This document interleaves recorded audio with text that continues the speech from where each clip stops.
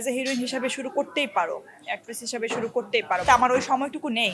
আমার যখন সময় হয় আমার নিজের আনন্দের জন্য, নিজের ভালো লাগার জন্য আমি মাঝে মধ্যে কিছু কাজ করি। আমি নিজেই হচ্ছে কোরিয়ান, আমি কোরিয়ান একজন মেয়ে, আমি বাংলাদেশে বিজনেস করছি, বাট উনি বুঝতে পারেনি যে আমি বাংলাদেশি, বাংলাদেশ থেকে আমি কোরিয়াতে বিজনেস করতে গিয়েছি। ইভেন ওরা আপনাকে কখনোই এমন কিছু অশ্লীল অঙ্গভঙ্গি করবে না যাতে আপনি হচ্ছে নিজে বিব্রত বোধ করেন। প্রপোজ করতে গেলে তো একটা মিডিয়া লাগে, তাই না? আমার তাদের সাথে গল্প করতে হবে, বসতে হবে, খেতে হবে।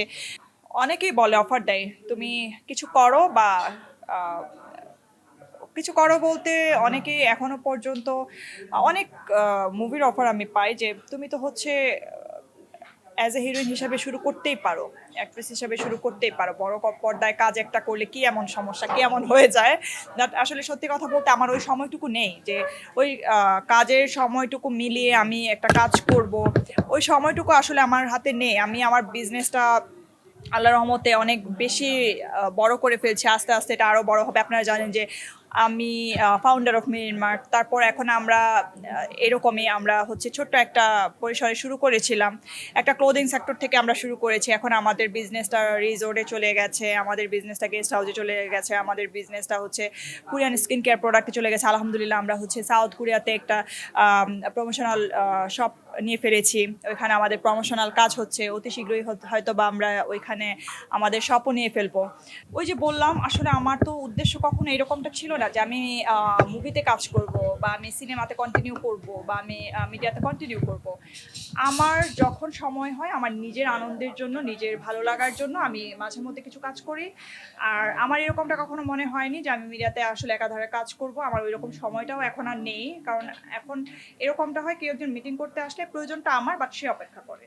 তো মুভি করতে গেলে এখন আমি কিভাবে করবো বলেন? আমাকে একটা মুভি করতে গেলে অনেক বেশি সময়ের প্রয়োজন, অনেক বেশি কনসেন্ট্রেশনের প্রয়োজন। আমাকে দেশে করতে হবে, বিদেশে করতে হবে, বাট আমার বিজনেসটা আলহামদুলিল্লাহ এত বড় হয়ে গেছে যে এখানে আমার ওই সময়টুকু নেই যে আমি একটা মুভি করব, আমাকে একটা সময় মুভির জন্য ইনভেস্ট করতে হবে, ওই সময়টা আমি সেখানে রাখতে পারবো। আসলে ওই সময়টাই নেই।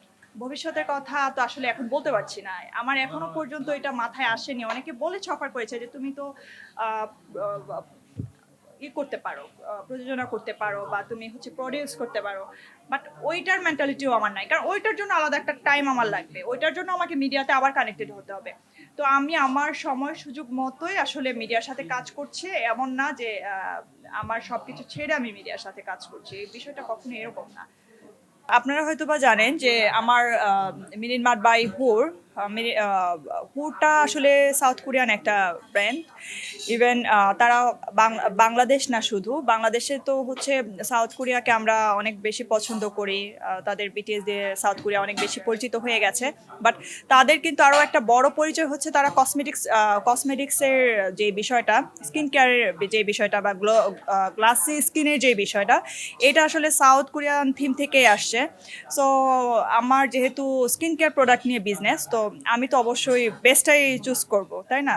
তো সেই ক্ষেত্রেই হচ্ছে আমার পার্টনাররাও কোরিয়ান। আমার যে 3জন পার্টনার আছে, আমরা 4জন পার্টনার এই মুহূর্তে, তো তারাও সাউথ কোরিয়ান। তো সেই হিসাবেই হচ্ছে আমার সাউথ কোরিয়ার সাথে এঙ্গেজ হওয়া।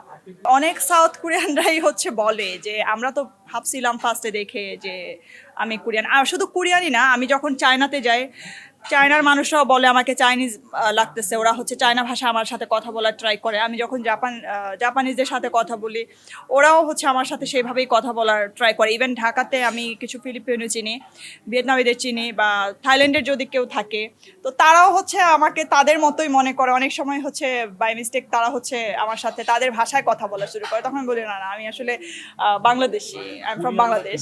সব থেকে মজার বিষয় হচ্ছে আমার একজন পার্টনার আছে, সে তার মায়ের সাথে যখন আমাকে পরিচয় করিয়ে দিচ্ছিল, তো ভদ্রমহিলা খুব অবাক হয়ে গিয়েছিল। সে ভাবছে যে মনে হয় আমি তো ভাবছিলাম যে আমি নিজেই হচ্ছে কোরিয়ান, আমি কোরিয়ান একজন মেয়ে, আমি বাংলাদেশে বিজনেস করছি, বাট উনি বুঝতে পারেনি যে আমি বাংলাদেশি, বাংলাদেশ থেকে আমি কোরিয়াতে বিজনেস করতে গিয়েছি। তো এটা হচ্ছে একটা মজার বিষয়। হ্যাঁ, এটা করতেই পারে, বাট কোরিয়ান ছেলেরা আসলে অনেক বেশি জেন্টল, ওরা আপনার মানে আমাদের দেশের মতো না। আমাদের দেশের ছেলেরা অবশ্যই অনেক ভদ্র, বাট আমি সবার কথা বলছি না। বাট দেখা গেছে অনেক সময় হয় না যে আমরা রাস্তা দিয়ে হেঁটে যাচ্ছি, 6টা 5টা ছেলে ভাল লাগলে বারবার তাকাচ্ছে, চোখে চোখে কথা বলার চেষ্টা করছে। ওদের এইটা না। ওদের এখানে আপনি যত সুন্দরী হন না কেন, ওরা আপনাকে অনেক বেশি রেসপেক্ট করবে। আপনি যখন হেঁটে যাবেন ওরা আপনাকে সম্মানের দৃষ্টিতে দেখবে, একজন নারীর দৃষ্টিতে দেখবে।